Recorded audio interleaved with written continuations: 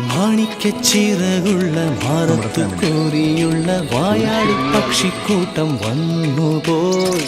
കാടൊന്നു കാണാനായി കൂടൊന്നു കൂട്ടാനായി ആകാശപ്പുഴ നീതി കുതിച്ചുപോയി. കണ്ടു മലനീ